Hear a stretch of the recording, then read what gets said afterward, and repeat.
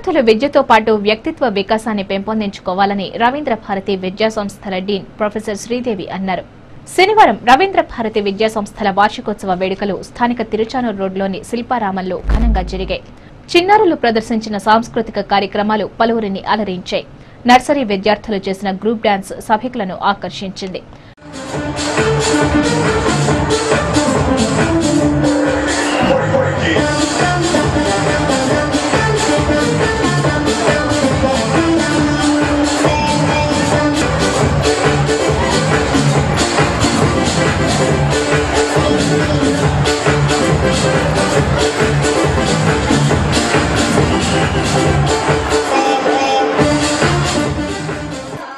రవీంద్ర భారతి విద్యా సంస్థల dean professor Sridevi మాట్లాడుతూ విద్యార్థులకు సంవత్సరం పొడవునా చదువులు నేర్పిస్తామని, వారు కష్టపడి చదువుతున్నారని అన్నారు.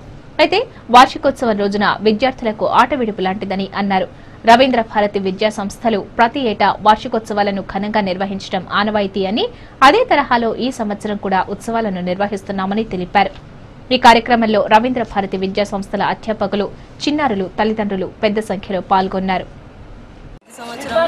అద్భుతంగా వార్షికోత్సవం నిర్వహిస్తున్నాము. అదేవిధంగా ఈ సంవత్సరం కూడా నిర్వహిస్తున్నాము.